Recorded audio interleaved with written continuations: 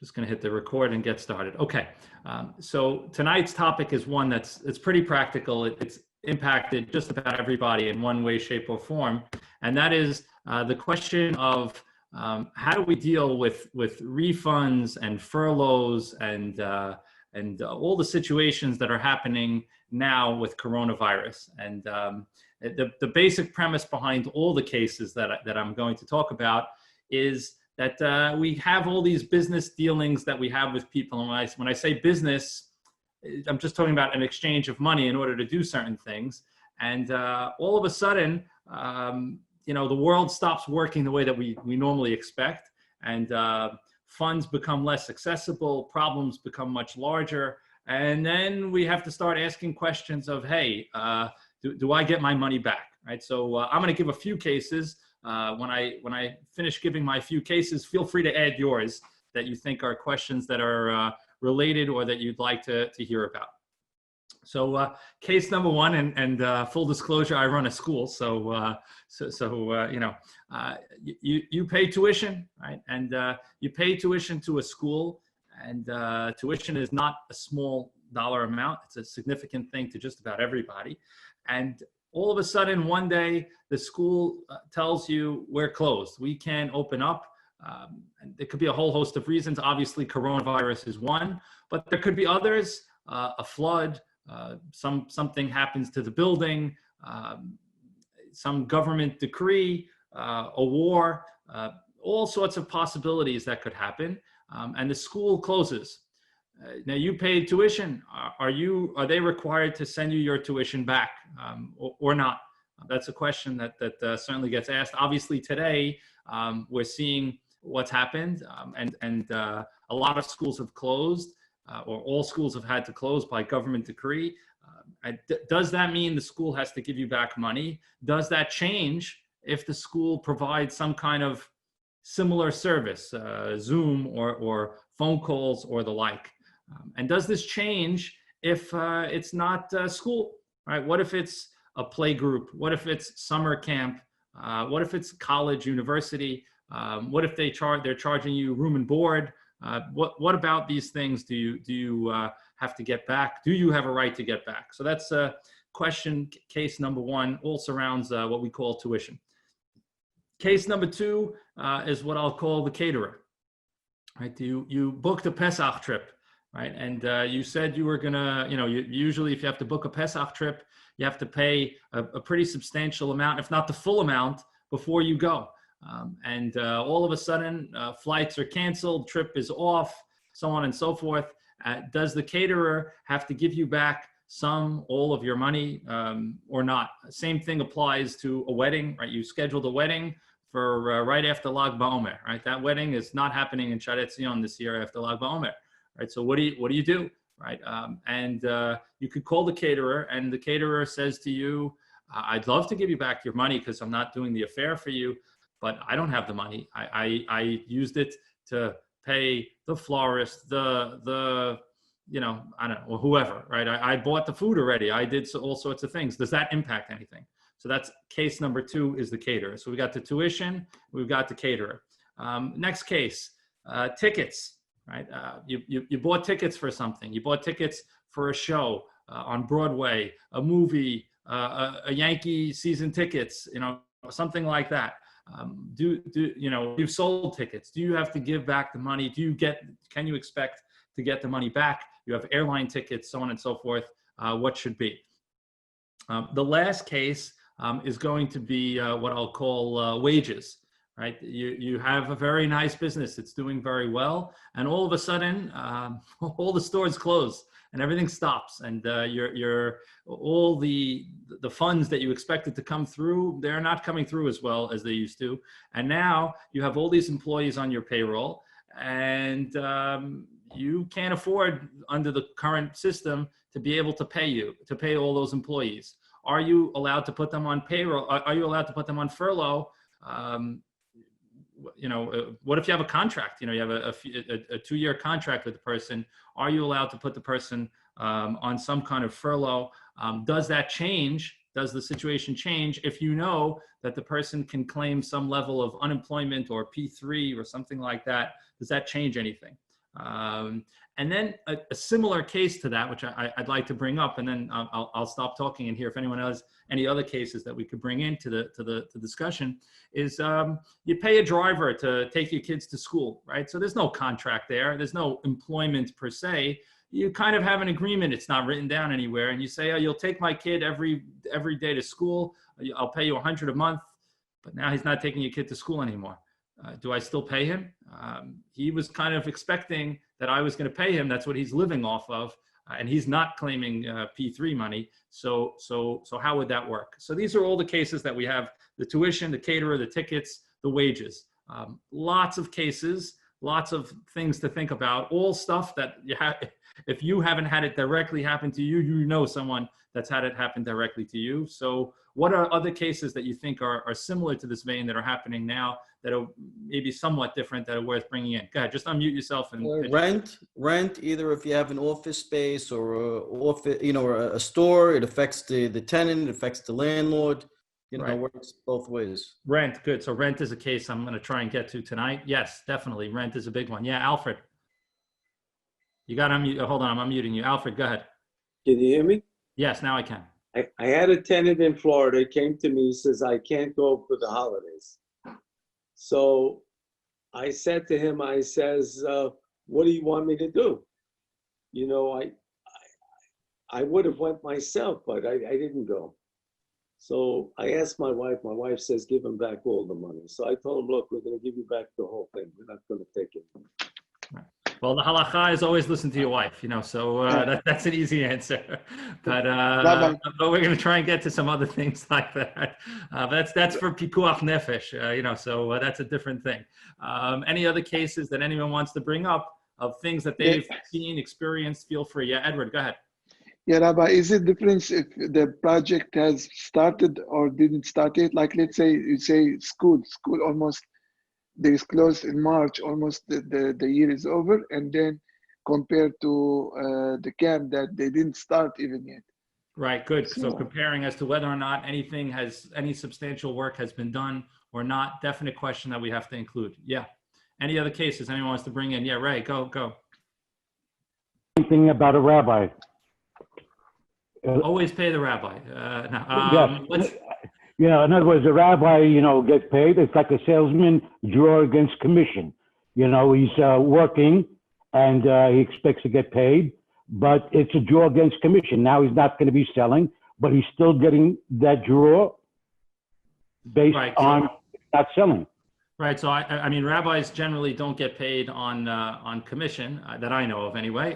But there's certainly people that do, and certainly, one of the things that you can say is, hey, the rabbi is, we pay him to, I don't know, give speeches in shul on Shabbat, give classes, and he's not able to, right? Why is he not able to? Not because there could be situations where it could be him, right? That maybe he's sick or something like that. But let's say we're talking about the situation that we're in now, coronavirus. He can't do his job. He wants to do his job, but he can't do it. Do we say to him, well, we're not going to pay you because you're not doing your job? So I think that's a good, it's a good case. So it's the same thing like a salesman. The guy wants to work, he wants to go out and sell, but now he can't sell, so he's out of a job. Right, very similar, very similar. Great. So these are all, Josh, go. Josh, you muted yourself. You got to unmute yourself. How about, can someone renegotiate the price of goods after the goods were shipped or received, since like they got hurt with the season, it's a seasonal goods, after now closing for 2 months, the merchandise doesn't have the same value. Great question. Really great question. And again, as I think we're seeing, we could go on for a while with this, right? That when there's a major, what we'll call disruption to the way the world works, all of a sudden things change, and we have to ask ourselves, so what is the law, right? What are the things that we have to do? So when I titled the class, I want to point out, I titled the class, what's the halakha and the ethics? And I think it's an important thing to say with that is that we tend to think that halakha and ethics it's necessarily the same thing. Meaning, if it's the halakha, it's going to be what the right thing to do is. If it's the right thing to do, it's going to be what the halakha is. But as we're going to see, it may not always be the same exact conversation. Those two may not be exactly aligned. And this is a lesson that I learned from, and I see Ezra Hedaya here. His uncle, Rabbi Ezra Labaton, once taught me a long time ago, when I was younger, I had a hard time with this, it doesn't necessarily have to be the same thing. The halakha is a legal system. It follows the principles that it has, but maybe in some situations, the right thing to do somehow doesn't necessarily fit square with the halakha, and we're going to talk about that. So let me go through some of the basic principles that we know are important and that the halakha takes as important, and then we're going to see where all this ends up, okay? So number one thing that I think is very, very important to know about halakha and about the Torah in general is that the idea of keeping a commitment is very, very significant. The Torah cares a lot about sticking to your word. Very, very important in the Torah to, if you make a commitment, if you say you're going to do something, you got to do it. There's a Gemara somewhat famous that says among the people that Hashem despises the most is a person who has one thing in his heart and one thing in his mouth. Right? Meaning he doesn't speak consistent. He tells you, yeah, but in his heart, he knows he's not going to do it, or the reverse, right? And there's a famous pasuk that says, Moznet tzedek, avnet tzedek, hin tzedek. The Torah talks about the need to have proper, honest weights and scales in your business. And then the Gemara asks on this halakha, what does that word hin mean? It means yes. Meaning your yeses have to be yeses and your no's have to be no's. When you say something in business, when you commit to do something, you have to stick with that thing. And that's a very big principle that happens in halakha. Another big principle that happens in halakha is taking care of the workers. We know, I think you know, that the Torah is very specific about saying that if someone did work for you on a given day, you have to pay them that day. There's the halakha from the Torah is that you can't let it sit overnight. The guy came and did a day's work for you. You can't wait till the next morning to pay him. You have to pay him at the end of the day, which you could ask, how do we, most people don't get paid that way today. So it's true, but you have to pay them if that's the agreement that you made, and that's the agreement that you made, and that's fine, but you have to pay them in a timely fashion. To withhold payment for something that someone has done in general is a very, very big sin in the Torah, and something that's very, very important. And people have to go to great lengths. We're going to talk about this a little bit, to how far do you have to go in order to keep that rule. So one of the things when I'm talking about this concept of paying your worker on time, it's not just like, okay, it's one of the 613 mitzvot. What you have to realize is this is like so important. It's like one of the reasons why we have the Torah and the mitzvot. And let me explain. Rabbi Sachs, former chief rabbi of England, has a beautiful piece on why we have the holiday of Pesach. And he says that Hashem put us in Mitzrayim and had us suffer there in order so that we would know what it's like to be on the short end of the stick, that we would know what it's like to be oppressed, to be downtrodden, to be in a situation where a powerful few have control over the very vulnerable many. He says, and the purpose of the holiday of Pesach, and by some extension, the purpose of the Torah and the mitzvot, is so that we recognize that, if you are ever in a situation where you have power, when you have control, you have to say, I know what it feels like to be the worker that's taken advantage of, and you can't let that happen. So if you're in a position where you're the boss, you're the person who pays, you're the person who pays other people's salaries, according to the Torah, that's a major, major religious responsibility to take care of all the people that you have to take care of. And again, this all goes to the principles that are behind what's important. There's another concept in halakha that's very significant called schar batel. Schar batel means that if I hire somebody to work and then I don't give them that work, right? I say, I changed my mind to, even though I agreed with you, I told you, like, let's say a quick example, right? I call a gardener and I say, Mr. Gardener, I need you to come mow my lawn tomorrow morning. And he says, no problem, I'll be there. It's going to cost $100. You say, no problem, right? If If after you'd say, you know what, I don't need you. I decided, I don't, you know, you call him early in the morning before he gets there and you say, forget it, I don't want it. It's too late. You have to pay him. At a minimum, there's different opinions as to how much you have to pay him. At a minimum, you have to pay him half. But you can't just say, I reserved your time. He sacrificed the possibility of getting other jobs. There's a halakha that you have to pay him. You have to take care of him. So all that is in a general sense. But now I want to talk about a very important concept of what we have that applies in the halakha, and it's called what the Gemara calls makat magefa. The Gemara recognizes that there's such a thing as what's called makat magefa, a major disruption to the way things work, right? And if you hear the words, right, makah is a plague and magefa is another type of plague. And the Gemara says in a case of makat magefa, the rules change. Now, what is a makat magefa is a big question. Is it something that's big because it's a disruption, or is it something that's big because no one could do anything about it? There's all sorts of different opinions, but there's no question that coronavirus fits into makat magefa, right? Because coronavirus, no one has any control over. It's impacting everywhere, right? There's nowhere to escape the control of the coronavirus. And therefore, we have to understand that there's a certain something that certainly comes into play when we have makat magefa. So what are the actual rules that we have? That's what we're going to get to right now, okay? Before I get to the actual rules, I just want to bring up two other things. Item number one is we have a major rule in halakha called dina de malchuta dina, which means that the rule of the land is the law. Now, when I say the rule of the land, what does that mean? It means like American law, whatever American law is.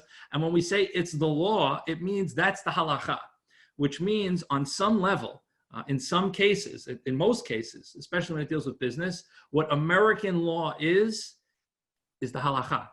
If you violate the American law, you violated the halakha. So for example, if the American law is that you have to pay taxes, so when you don't pay taxes, not only do you have a problem with Uncle Sam, but you actually have a problem with Hashem, right? You violated the halakha, because the halakha is you have to follow the law of America. So it's a very interesting thing. How far do you go with this? What if I park illegally? What if I, all sorts of different things. But in cases where it comes into play, there's many cases where it comes into play. Like, for example, how does bankruptcy work, right? In American law, bankruptcy means one thing, right? It means I don't have to necessarily pay all my debts. How does that apply to halakha? On some level, I'm not going to say across the board, but on some level, we'll consider the fact that the law of the land is the law and how we'll deal with you because of that. So all that is backdrop to what we need to say.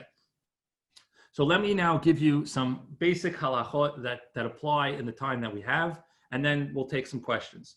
So basic law number one, okay, that's important to realize. Listen to this situation, okay, because I have it written down.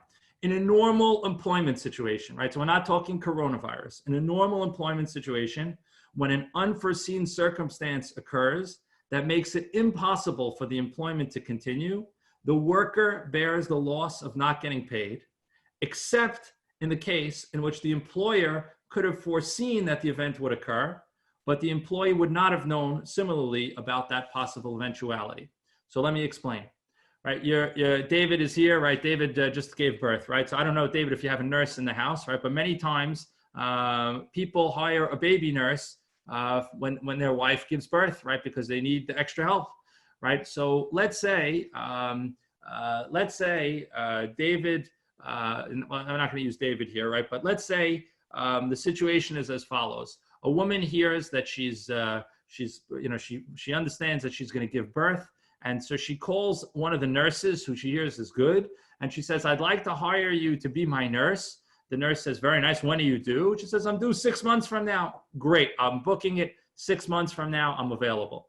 Right. And okay, they have it all planned. They have the rate, the thing all set.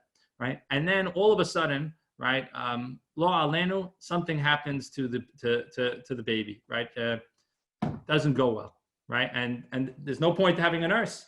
Right. So do we have to, who bears the loss? Do I have to pay the nurse for the time that I said I was going to do? Or does the nurse lose it by saying, look, you had the job, but now you don't have the job, right? So according to what we just read, the nurse loses the job, and the I don't have to pay, right? The person who's hiring her doesn't have to pay her. Why? Because I didn't know. I thought I thought we were going to have a baby in this situation.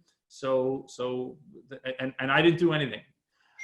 However, if the situation is different, if the situation is, I know that the woman who has the baby is very high risk, and it's not so simple for her to have the baby, and maybe even she's miscarried before.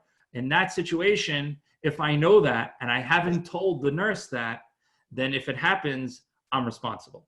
Okay, so again, in the normal case where we contract with someone to do this, if something happens and it's, it makes the situation impossible, it makes it not going to work, it's on the worker loses the job. But if the employer had some reason to know that it was possible, then it's upon it's on the employer, unless the employer notified the worker. Okay, so that's a very important case that applies. It comes up a lot. Okay, next. There's a case, so I want to talk about what's the halakha in a makat magefa, right? So if you have a makat magefa, you're going to be pretty amazed, or not so amazed to hear that there are 3 different opinions of who has to pay in a makat magefa, right? Opinion number 1, right, is that the worker has to suffer. Right? Opinion number 2 is that the employer has to suffer. Opinion number 3 is they have to split it, right? So you have 3 opinions about one rule, which of course makes it very interesting. And here we come to an amazingly interesting aspect of this case, which is what do you do, right? You have 3 rabbis with 3 different opinions. So before I go into what we're going to do, I want to quote to you a case that happened in 1809. In 1809, if you know your history a little bit, there was a war called the Franco-Austrian War. And a very famous rabbi named the Khatam Sofer lived in Austria, and there was a major war. And he, along with many others, had hired private tutors to their homes to work with kids, right? To teach their kids Torah. And because of the war, the tutors couldn't come to the house, right? And if the tutors couldn't come to the house, do we pay them? We don't pay them. No one could learn. Everyone's in effectively quarantine, not because of viruses, but because of bullets or arrows or whatever they were fighting with. So the Khatam Sofer was asked by the people of the town in Austria, what do we do? Do we continue to pay the rabbis their salaries or not? And the Khatam Sofer said, I have 3 answers for you. Answer number 1, he said, is what I'm going to do. He said, what I'm going to do is I'm going to continue to pay the workers. I'm going to continue to pay the rabbis for as long as I'm able to pay them, I'm going to pay them. That was his answer. He said, but let me tell you what people are doing. He says, what people are doing is they're finding a way to split them out. He says, but let me tell you what the halakha is. He says, the halakha is that you probably don't have to pay them, but I'm not certain. So he gave 3 different opinions. So what does this teach us? It teaches us something very, very interesting that is important to understand about the halakha that we're dealing with, or the type of halakha that we're dealing with. We're dealing with halakha of money, right? And we're used to dealing with halakha not in money. Normally, when you ask a rabbi a halakhic question, what are you asking about? You're asking, Rabbi, is the food kosher, not kosher? Should I make the baracha, not make the baracha? Is this allowed on Shabbat, not allowed on Shabbat? Can my wife go to the mikveh, not go to the mikveh? These are the types of questions most people are usually asking the rabbi, right? And when they ask those questions, right, the rabbi could have a slew of different opinions, right, which is usually going to be the case. And he's picking what the right opinion is based on the situation, the person, his understanding of the halakha, and so on, right? And so he says, yes, make the baracha. No, don't eat the food. Yes, you can go to the mikveh, so on and so forth. And whatever he says, right, you're good because you say, okay, if the rabbi said it's good, and Hashem will be good with it because I'm good. Now try and apply that to laws where money applies. Right? Try applying that to business, right? What ends up happening, right? There's $1, right? I mean, it could be millions of dollars, but we're talking about $1, right? It's either going here or there or being split in half, right? And if the rabbi answers, well, there's one opinion and there's another opinion, and there's another opinion, there's another opinion. So guess what just happened, right? When he chooses different opinions, he's making someone else win or lose. In general halakha, it's not win or lose. It doesn't work that way. But when it comes to monetary situations, all of a sudden we're splitting something, and it's not so simple. And if my rabbi says go this way, and the other rabbi says go that way, and another rabbi says go somewhere else, we have a big problem. And that's why when it comes to monetary matters in halakha, it's not so simple that we just say, open up the book and say what the book says. Because the book says lots of different things, like it says in other things, but since it's impacting multiple people, you can't use the same thinking that you use in other areas. And therefore, what the rabbis are generally going to say in these types of cases are, you have to go by what the custom in the place is. And you have to go by what the understanding is. And you have to try to find some kind of understanding or compromise of the circumstances. So therefore, what you're going to end up happening is you're not going to get a cut dried, oh, do this, do that. You're not going to find that. What you're going to get instead is you're going to get something that says, listen, a lot like what Rabbi Hatam Sofer said. He said, listen, what I'm going to do is I'm going to pay as much as I can. He says, what people are doing, they're splitting. What the law is doing, the law may tell you that the worker has to suffer. It's interesting. You would figure the rabbi just says, the law says you have to suffer. That's it. That's what you're asking. But the rabbi doesn't settle at that. He gives those three answers because he understands the complexity of the situation. And he understands that when it comes to real life, real people, real money, real situations, you can't just say, oh, I read it in a book somewhere. This is one of the reasons why if you ever have to go to a bet din, if there is a dayan, the dayan who is dealing with the cases has to have real understanding of the businesses that you're dealing with. One of the bet din that I deal with, and I know I see a couple of people here who I've referred to, the bet din of America, the rabbis on the bet din, they're lawyers also. They understand the American law, business cases, and so on and so forth. It's very, very important to be a good rabbi in monetary matters. You can't just know the halakha, because the halakha only gives you what the book says, but the reality is that the halakha wants you to say, hey, what's the reality of the world around you? What's happening? So therefore, things that will factor into the equation are, oh, can I furlough an employee? Well, if you tell me that the government's going to pay their salary, well, that changes things very, very substantially. And if the government is going to do that, then that does give a person an ability to furlough an employee in a situation where they may not do that. I'll give you another example of a halakha that's in the Gemara that talks about this type of case where an employer doesn't have enough money to give to all of his employees. The Gemara says one of the things that you could take into account and that you should take into account is who needs the money more, right? If you know that one person, okay, if you don't pay him, he'll get by. He has either a good savings or he has another job, or he makes enough that he doesn't need it this month or whatever it may be. And the other person is living paycheck to paycheck or is supporting a family or something like that. The halakha talks about taking that into account. So that's one thing that comes to take into account. Another thing that the halakha interestingly says take into account is which employee is more valuable to you. If you know that this employee is your key salesperson or your key creative thinker or so on and so forth, then you have the right to be able to treat that employee differently. And you don't have to say all employees are in the same thing when you're in that type of situation. I have a few more points that I want to make, but I've been talking for a long time. So I want to kind of just give open the possibility for anyone to ask any questions, share any thoughts, and then I'm going to go back and review some of the things that I said. Anyone? Rabbi, does it matter whether the employee is Jewish or not? Great question. Doesn't matter if the employee is Jewish or not. So yes and no is what I'm going to say. From the standpoint of paying a worker, no, it doesn't. And something I didn't say or I didn't make clear, but I'll make it clear now, is if a worker already worked for you, he already did the job, you have to pay him. And you could ask, at what degree, how far do I have to go? You have to go pretty far. You have to sacrifice pretty intensely of your own in order to make sure that that worker gets paid. So that's a general rule, and so that's part one. So that applies.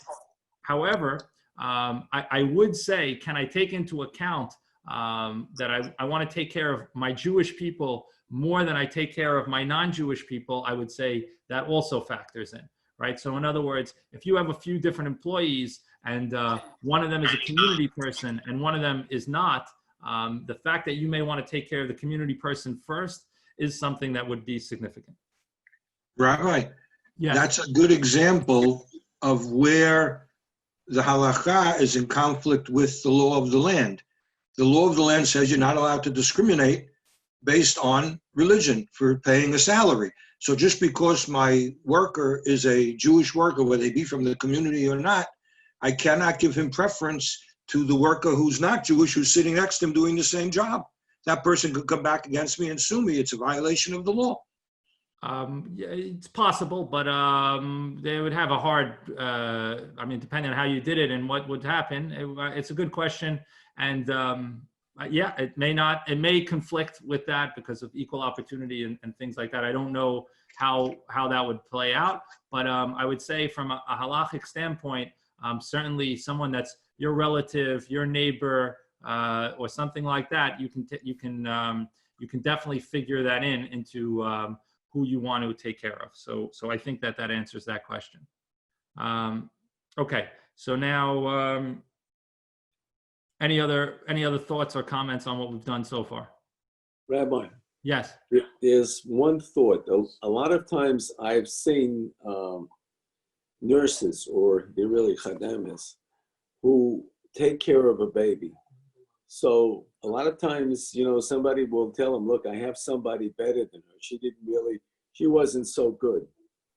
And the last minute, somebody cancels on her and they tell her she came all the way from Jamaica or somewhere. And no, I can't use you. I got someone else. Isn't that an avon? Isn't that a sin to do that? Yeah, that's what we talked about before. If you contracted with someone to do something, and then you cancel it, you still have to pay some level of the fact that they passed on other jobs to come take your job. So you would have to do that. That's kind of like the gardener case. What happened if somebody said she wasn't good? She really didn't take care. I had a camera. I had a nanny camera on her. And here, take a look at the nanny camera and see what she did. So that's a little different, because what you're describing now is a case where the person gave you certain kind of references or something, and now you know that person is not fit to work by you. That's a different story.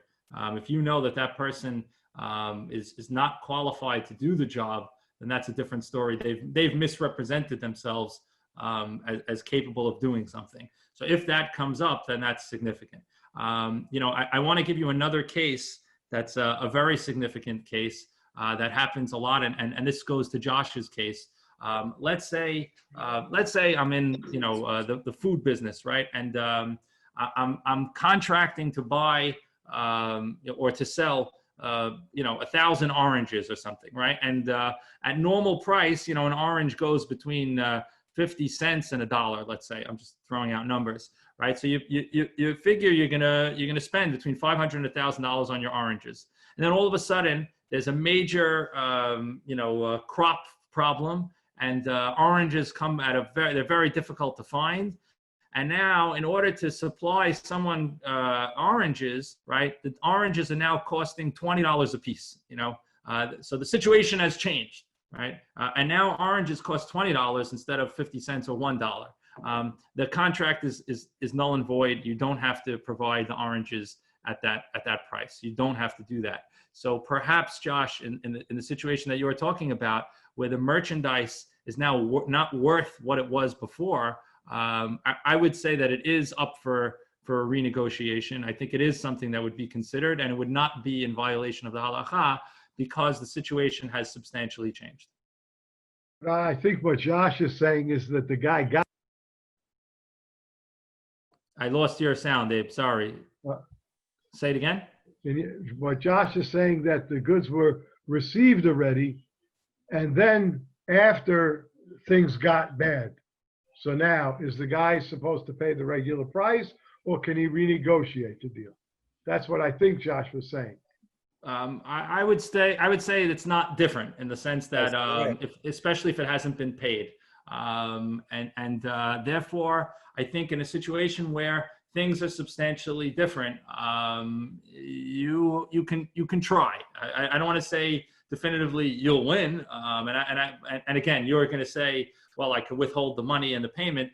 A lot of the situations are going to be both in law and in practice are going to be who's got possession, who holds the money or not, and that's going to be a significant question. But the halakha would, in that situation, allow you to say, hey, 1 second, all this stuff that I got here, it's not what I bargained for. It's not what I purchased, because I was assuming it was going to be worth something, and now it's not. So it is a possibility of a renegotiation, and it would be within what we will call halakha to be able to do that. Rabbi. Yes. I have a question that happened today. I have a customer who canceled a substantial portion of their order for fall, for delivery in September. Mm-hmm. They sent a revised purchase order, but they put the price about 10% or 8% higher than they put my asking price, and then they had negotiated me down. This is going back months ago, but they put my original asking price. Do I have an ethical, do I need to tell them, oh, you made a mistake, you put the old, the higher price? Do I have to go back and tell them the price should be lower? Or since they broke their contract, I don't need to go by my contract? Right. So basically what I'm understanding is that they canceled the order. They canceled the order. Partial of the order. Partial. So that part is not so significant. What is significant is when the part that they're giving you, they're paying you at a higher price than what you agreed to. Do I need to tell them you're making a mistake? So this is it's a good question. Can I ask a question, Rabbi? In other words, sorry to interrupt, but if the quantity is much lower, maybe they're not entitled to the volume discount. So maybe the amount they're originally purchasing, if it's a reduced amount, maybe they're not entitled to is that? Oh, well, then that's for sure. I mean, that would be my rabbi. Good answer, Ezra. Right. No, so that for sure would figure in. So look, the general rule that we have about I'll give you a simpler case, right? I walk into the supermarket, I buy a Coca-Cola, I pay, I put a $10 bill down, and it costs $2, and they give me $9 and change, right? Am I obligated to say, hey, here's $1 back? You were supposed to only charge me $8, you charged me $9. You're supposed to give me back $8, you gave me $9. So the answer is that it depends on if the person is Jewish or not in halakha. In halakha, the answer is if the person is Jewish, you must correct it. You must give it back to them. If the person is not Jewish, the strict law in halakha says you do not have to give it back to them. Now, all that said, most rabbis will today say, and many over the years have said, it doesn't matter what the halakha is. The right thing to do is to give it back. And I could tell you a number of situations where that's happened. Actually, I don't see any of the Gindis on, but the Gindis actually had this happen with Century 21. I don't know if you must have heard this story, but it's an amazing story. But they gave back over $2 million as part of a mistake on the insurance that they got at 9/11 for the business disruption. So that's the right thing to do. The right thing to do is to give it back. Now, Joe Hedaya likes Ezra Hedaya's piece, which is, hey, you're busy sketching me. You're busy lowering the price. My price might be different based on what you said. If I knew you were going to do what you did, So I don't want to say definitively that you should call them and say, hey, this is what you did. It's kind of a gray area. I'll put it that way. And I wouldn't say that. I have to think about it. Okay. Yeah, Ray, go ahead.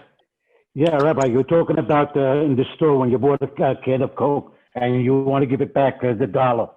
Now, if you're wearing a kippah and she finds out that you walked out and that you did take the money without telling her, and she starts cursing. Right. You understand? It's actually so the idea is give it back. Yeah, there's a true story, and this happened just before the Holocaust in Russia. There was a post office where the postal clerk kept making mistakes and giving back wrong change. And I forget which rabbi it is, but I know where I could look it up. The rabbi of the town said, hey, I see this postal clerk is making a mistake. Everyone make sure you count your change and give back anything extra that you get. Turns out that the postal clerk was doing it on purpose to the Jews to see what kind of people were the Jews. And that postal clerk, when the war came in, became one of the key Nazi collaborators in the town and was good to the Jews of the town because the Nazi said, the postal worker said, the Jews are honest, don't treat them badly, and allowed some of them to escape and get out and so on and so forth. So I'm not saying that's what's at stake every time you have a situation. Right. Absolutely, Raymond's point of the need to make a Kiddush Hashem and to do things the right way is very, very significant. Yeah, Alfred, go ahead. I had a situation. I told you about the apartment in Florida. This guy rented 3 apartments. Alfred, 1 second. Let me read one piece because it's about rental pieces, and then maybe I'm answering it. Okay, so I'm going to read this. There's a number of halachot that talk about rental situations in which an area no longer remains viable for rental because of this makat medina. And they draw distinctions between when the renter couldn't possibly live there, as opposed to a situation where the renter, or at least someone else, could have continued to rent, as well as distinctions between when the rent was already paid or not already paid, right? So there's like 2 criteria. Can the guy live there or not, right? Or was the rent paid or not? Basically, they apply this as well to the caterer or not. And the caterer, you have to see, can it be done or it can't be done is one significant thing. And was it paid or not paid is another significant question. So I don't know if I'm answering your question, Alfred. Let me finish. He paid me in full. He called me up. He says, look, I have 3 apartments I rented for my children. He says, some of them are going to give me, I'll offer you half. I'm going to give you half of the amount. He says, no, you're not coming. You're not paying me nothing. You're getting all the money back. Tov Shem Michem and Tov, take the money. He says, you're the only guy that gave it to me. Right. I mean, that's great. And that's, look, what it boils down to is you do have to try and say, I want to do the right thing. I want to see what's possible to be done during these situations. You have to use your head. You have to use the knowledge of the situation. You basically what we're saying is the halakha, I want to go back to what the Khatam Sofer said, right? The Khatam Sofer said, what I'm going to do is I'm going to pay the workers, right? What people are doing is they're finding ways to split it. He says what the law is someone's going to lose, right? And I want to look at those 3 categories, right? And say, look at how he answered the question. He said, look, it's not a cut and dry follow the book law. He says, if you follow the book, he says, what does the book tell you? The book tells you someone wins, someone loses. He says, but that's very nice for a book. He says, but real life, that's not the way to deal in real life. He said, real life, what's the purpose of the halakha? The purpose of the halakha is that there's peace between people and that people feel that there's a way and there's a system. He says, so therefore, you have to try and find a way to compromise, to look at what the prevailing custom is, to see what kind of situations have to be dealt with and how people could get taken care of. That's the real ethical thing to do, is to look past what the straight halakha might be in a particular situation and see beyond that and do what we'll call the right thing. So I think what you did was the right thing. And I can't speak to the other rentals of the people who gave, because I don't know if they could have done what you did. If you were capable of doing that, fantastic. And that's the right thing to do. That's like the Hatam Sofer. I don't know, maybe the other people, for whatever reason, splitting it was the right thing for them to do. That may also be the right thing to do. It's an interesting thing, and something to keep in account. One of the things that we started to talk about that I want to circle back to is when certain employment or certain jobs can be continued virtually. Right. So I'm reading from one of the Dayanim who wrote, certain types of employment can be continued virtually. If a school, for example, continues to provide the education virtually, and nobody asks for a discount or their money back after it's provided, basically there's kind of a waiver. He says, but if certain services are not provided, like room and board, then you have to get it back, right? So if you have to give it back. So for example, let's say someone goes to a school in Israel for the year, right? And the person, and this has happened, right? A lot of the students have gone to Israel for the year. Let's say the year costs, I'm just going to throw out a round number, $30,000, right? And that within that cost, right? What are you paying for? You're paying tuition, but you're also paying for food, for trips, for other things like that, for the dorm, right? And you're not getting those services, right? If you came home in March, there's 2, 3, 4 months where you're not getting room, board, and so on and so forth. So do you have a right to ask the school to give you back that money? So if the school is doing, as many of the schools are doing, virtual learning, the kids came home, but the rabbis are sitting in Israel and they're learning via the computer. So they're really doing education. They're really teaching you, and you should be paying them for the educational portion of what's happening. But on the room and board, they should be sending back some portion of the room and board that you did not get. So, I Rabbi, will tell you, yeah, Seymour, go ahead. No, finish that. I will tell you. I don't want to interrupt you. Yeah, I was going to tell you, one of my children is going to Columbia University next year. So I had a conversation with Columbia this week to say, I wanted to understand what are you guys doing about the money? How's this working? And they said to me, look, we don't know if we're opening in September. They said, if we don't open in September, room and board, you don't have to pay, which may sound obvious, but as they said, but we can tell you for sure that there's not going to be any discount on the tuition, even if it's online or anything like. If it stays completely online and the kid doesn't step foot on campus, they're still charging the full tuition at the same rate. And that's what Columbia is doing. You could say Columbia's, they're able to do that, but that's what schools are doing for the most part. Yes. Columbia needs the money very badly. Well, I mean, I was going to say on your room and board question, and also on that, on the one hand, like, I understand the way in which you just described it, and like you could make it seem really easy of like, yeah, hey, of course they should give the money back for the room and board part, and you're coming around like the education part. But what about the flip side of it? Like if you're the school, let's just say as an example, and you say, even though there's this global pandemic today, and I can't provide it to you, I still have my underlying costs of supporting that room and board, even though you're not there. So whether it's the education part, which is probably more obvious, or the room and board part, I'm not making it not available to you, but I still have my costs on that.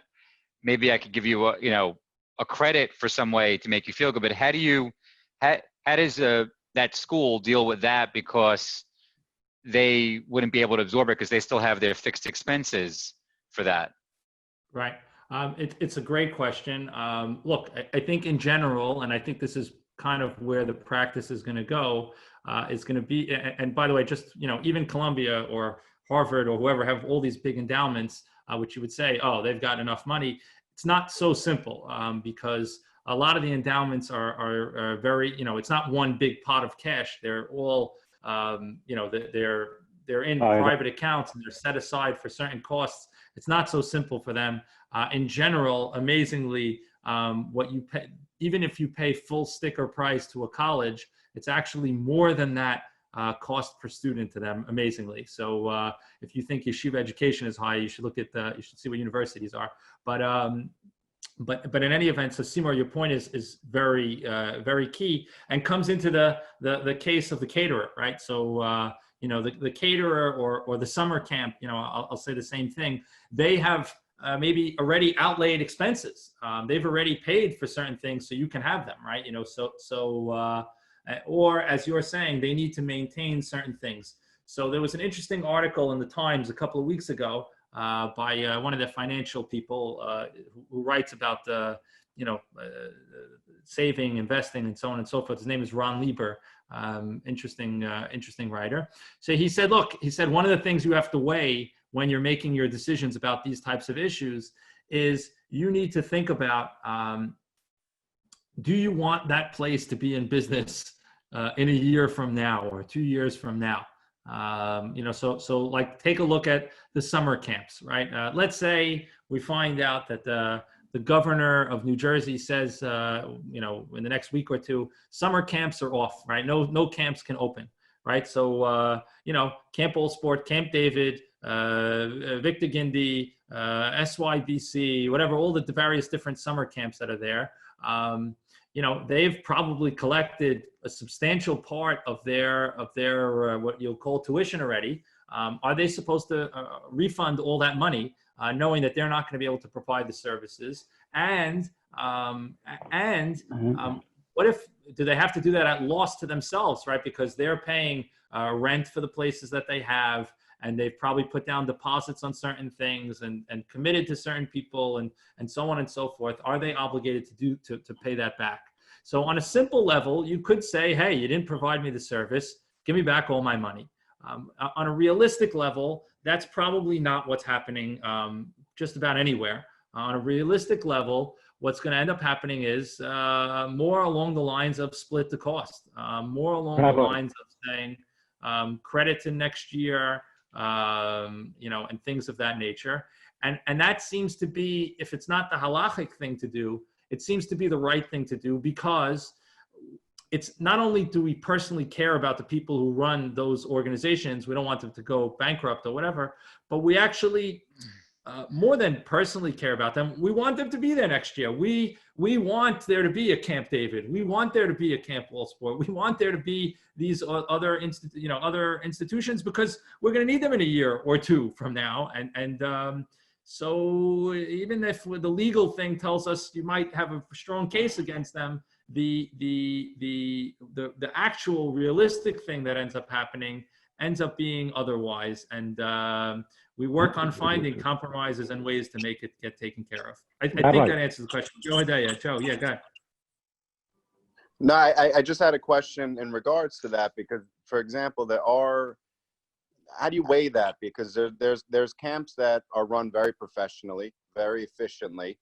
They have budgets in place, they have reserves in place, and there's camps that are saying, you know, if we're not going to provide your service for the summer, if we're told that we can't open, money back. Versus there's other camps that are thinking more for their personal pockets and saying, you know, I need to make my living, so if camp doesn't happen, I need to keep your money.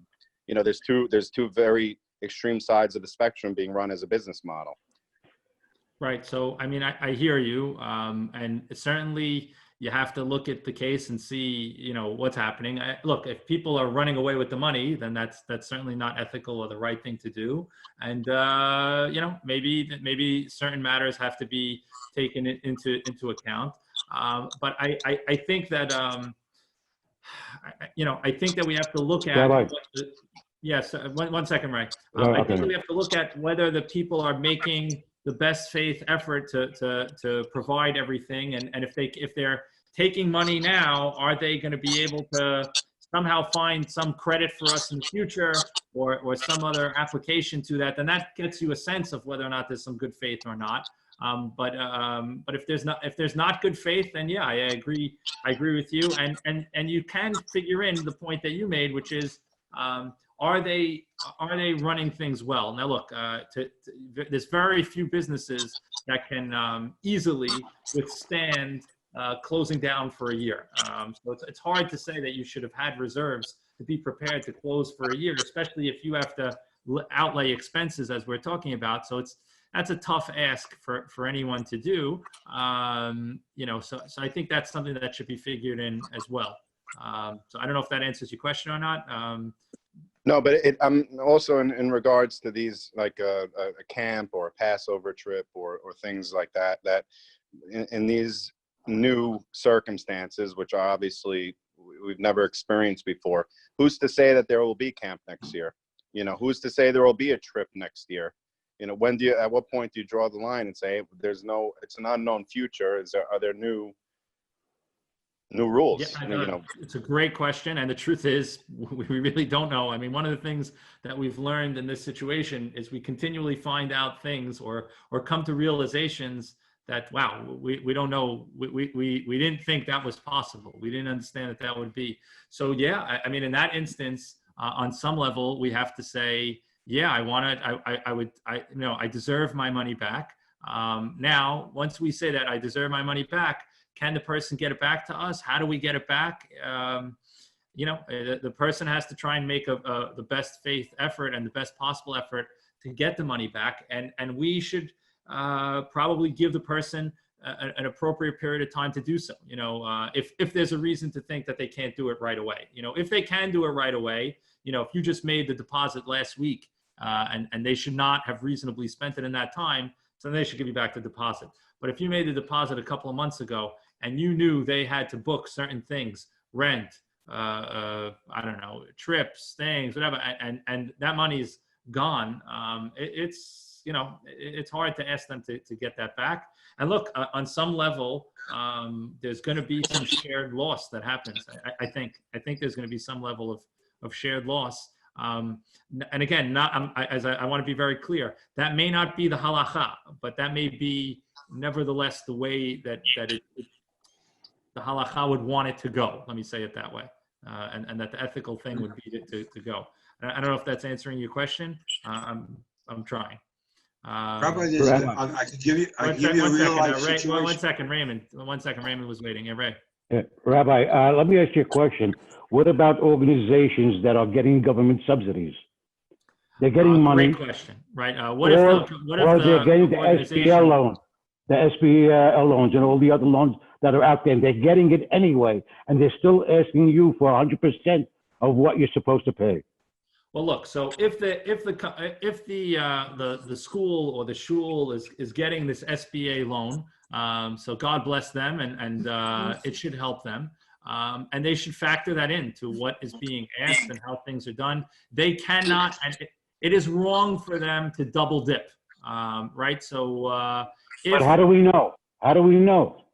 We don't know that. I mean, you're right. It's wrong, and you're right. It's ethical. But if we don't know it, and they're still doing it. I think that it's a, how do we know? So I'll ask you a different question.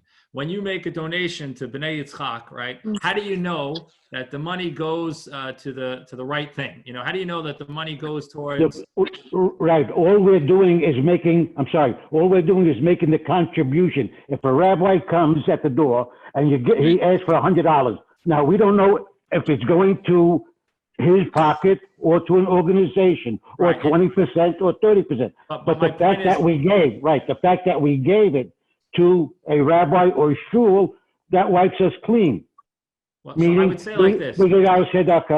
So let me say it this way. When you give $5, $10, maybe $100, maybe for some people $1,000, when you give it quick, when you give it in those situations, a lot of times you don't care. It's possible that it could be a sketch and you don't care.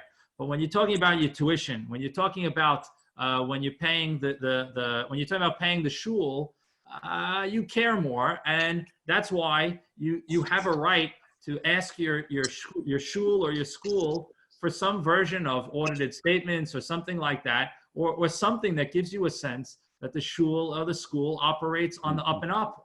You certainly have a right to ask for that. And my experience is in the last 10 to 20 years, a lot of the organizations have become a lot more transparent in how they do things. And I could tell you that Bnei Yitzhak gets audited very seriously every year, and I could tell you Flatbush and Magen David and SBH do real accounting, real seriousness. They have a lot of compliance things. So I think that the general thing is that you can trust organizations around here. But what I'm saying is, but you can hold them to that, and you should hold them to that. Right. That they be honest. And again, I want to be clear about this point of if the organization gets government money, then they can't use that to, build their endowment or, to what I'll call double dip. If they're getting funds for certain things, then that has to offset somewhere. They have to use it. Stevie, you look like you wanted to say something. Thanks. Let's say the tuition assistance is going to go up now. If it's, let's say, Magen David is at 6 million, it's going to go up to 10 million or 11 million because people aren't going to be making the money they were making. So whatever money they get in subsidy from the government, it's not even going to cover the shortfall they're going to come to have in the future. So, and that's the experience we had in 2008 when we had, and it's going to happen again. Yeah, I mean, look, I think you're 100% right that, the government money is going to be helpful, but I think it's going to be very challenging. I think all the schools and shuls are all grappling with, just resetting things. And I think, look, I think it's to be expected. I think who isn't grappling with that right now? Who isn't looking at their budgets and their, just all the numbers that matter in terms of dollars and cents and refiguring. So I think that there's probably going to be some level of I don't want to call it a correction, but maybe an adjustment. And we'll see where it goes. So I think that's definitely part of the equation as well. Any other points or questions? I know we covered a lot of different things. Okay, so let me just one. Wait, Rabbi, I have one. Yeah, go, Ezra. Okay, go. Keep going. What's the obligation of the camp, let's say, to go and see if they could, get their money, unwind their commitments, etc. You know what I'm saying? They could cancel the tickets they bought for Hershey, or they are obligated. So we had this happen with school. We send kids in March. We send about 100 different kids to 4 different trips to Poland, to Israel, to Italy, to Spain, to New Orleans, or whatever. And the kids had already paid, and we canceled literally the week before. We did our best to get back as much money as possible, but at the end of the day, the money had already been spent in most of the places. We did not get all the money back for them, and in that situation, the parents bore the loss on that, which we feel bad about. But it's not. That's the nature of it, and it's not the way that we want it. There's an obligation to do your best efforts. We spent tens of hours of time trying to get back whatever money we could, and we did get back a lot of money, but we definitely didn't get back everything. I think the parents suffered about a third loss. I would say. I had tickets to Broadway shows over the past couple of weeks that I purchased obviously months ago. And the tickets are not refundable. They say it on the ticket, fine, and all that kind of thing. And I had charged it on my credit card. I never even thought about it. And it was different shows. They all refunded the money 100% back to my credit card on their own account. On the day that the show was supposed to happen, wow. There was a credit to my credit card. And I never contacted them. I never asked them nothing. They must be doing it as a general, like you said, son, the idea that hope they could have said, okay, we'll give you a credit. When we open the show, you'll get another ticket. But they sent me back the money. Right. In full. Rabbi, what about caterers? And the same thing. The caterer. Look, so caterers are having a rough time. I could tell you that, because not only are they they're not only looking back, they're looking forward and saying, look, they're going to be the last guys to get paid, to go back to normal, so I think they're very, very concerned, and they've had real outlays. Caterers should try and give back as much as possible. They should give credit as much as possible. But they have to do their best to give back what wasn't happen. It didn't happen. They didn't provide the service. It's the same as the camp. Seymour had something he wanted to ask. Seymour had. I was going to flip something for a minute and say, what's the if there are certain like now you have a lot of institutions and stuff that's closed, and so they're not providing the service right now. What's the obligation of the people to support an institution that is, like, let's say it's not a school, but it's another shul that's closed, and if that shul has their own fixed expenses, what's the obligation of the people to contribute to the shul, even though they're not using it right now? I wouldn't pick on say Shara Zion, but like people aren't going to shul, or even our shul. Do people? Is it a responsibility of the people to say, even though I'm not going, I'm supporting the shul? I think it's the same thing that we said a few minutes ago, which is you have to ask yourself, do you value that thing? Is that something that's important to you? And not look at it as simply, is it a pay for play place, right? I'll give you an example. Let's say you'll say, well, that's a bad example. I'm thinking of a different communal organization, but okay, let's say the center, right? The center, no one's using right now, right? For the most part, you could say they're doing Zoom classes, exercise online and some other services, but for the most part, the center is all about the building, right? And we're not using the building, right? So you could say, do I have to pay my membership? Should I pay? Should I make a donation to them, and so on? And the answer is, do you care about the center, right? Not only today, but that the center be there. And I think most of us would answer yes. It's very important that we have a center, and to the extent that we could support it and we could give them money, we should. So I think if you look at it that way, and I think you should look at it that way, the answer is we have to help. One of the great stories in the whole Tanakh that I think is very indicative of how to be is the story of Ruth, right? I think everyone knows the story of Ruth, right? But the beginning of the story of Ruth is what? That there's this guy Elimelech, right, who seems to be a person of means, and there's a famine in the land, and what does he do? He says, I'm out of here, right? He says, I can afford to go somewhere else, and he goes to somewhere else. And the Tanakh, Hashem basically kills him and his sons off in order to say, you did wrong. You didn't stay and support your fellow countrymen. You were able to flee, and instead of helping, you fled. And that's the wrong way to go. So I think from an ethical, moral standpoint, I think that's a way of saying, hey, if we have the capability of supporting the people around us in their time of distress, we do have what I would call an obligation to do so. Rabbi, let me ask you a question. You were talking before about the caterers and the trip that you booked for the kids to go away, and you were not able to get all the money. There's something that's called insurance. The caterers have insurance. When you go on a flight, you buy insurance. So doesn't the insurance compensate for any of the losses? Definitely. If you have insurance, so then that compensates, and then you can't ask for the money back. If you have insurance on something, or if the caterer was insured for this disruption, then they have to give you. There's not even a question, and then they got paid. Because that's like the double dipping, right?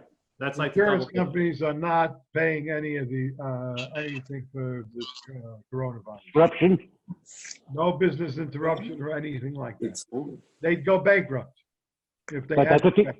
But that's an insurance. That's what you're paying for. I understand, but some insurance policies say. Believe me, I've asked. Okay, I have business interruption, and they are not paying. Emphatically, no, not even like a second. We're not paying. I'm surprised. Something that's unforeseen, and they're not paying. Surprised. Okay. Yeah. I don't think business interruption is going to really do much on this one, although in other situations it might. And if that's the case, that's kind of like the government. right. So I want to end with one last. I'm going to read this last thing because I think this is really the summary of what we have, which is because of divergent views, what is generally recommended in these situations is a spirit of compassion and compromise, given the reality that everyone is financially disadvantaged by a makat magefa. That was the approach that the Khatam Sofer took when he dealt with the suspension of schools in that war. And we have to try and do our best to not only look at what dollar I get now, but we want to have a world to come back to after, and I think we have to think of that in mind. And each person that we deal with, in each situation that we deal with, we have to look at them not only as dollars and cents and transactionally, but also say, listen, I'm going to want to have some kind of what I'll call relationship with that person after. I want to have some kind of existence with that person after. And we have to keep that in mind, and we have to understand that that's the nature of the situation in what we call makat magefa, which we are definitely experiencing, where the whole world is really in a crazy situation. And as a result, what we're really saying is that we have to do our best to try and work together and kind of create peaceful situations and pull all of ourselves together to pull ourselves out of this situation, because we want to be able to do that. And that's the goal. It's not easy. It's not simple. Not at all. For sure. All right. I just want to say one. I apologize to anyone. I don't want to apologize. No, but I want to say, meaning if you're looking for cut-dried answers in this area of halakha, there really aren't cut-dried answers. In this area of halakha, even when there's a cut-dried answer, the chachamim are still going to tell you, here's the answer, but go do the right thing. Go find a way to make it work out. That's really what they're going to tell you. And in order to do that, you have to use all the principles that we talked about. Law of the land, prevailing custom, putting your best effort to keep your commitments, taking care of the workers, taking care of the more disadvantaged, and so many other factors and features. Kiddush Hashem, putting all that into play is how we make a decision. And Be'ezrat Hashem, we make the right decisions. And in that merit, Hashem, brings us out of this awful situation. And, we get to another time of prosperity and beracha. Amen. Amen. Baruch, Rabbi. Rabbi. Thanks for staying for the class tonight. And thank you, Rabbi. Great. Thank you. Very good, Rabbi. Very good. Thank you, Rabbi. Beautiful, Rabbi. Good to see all the boys. Same here.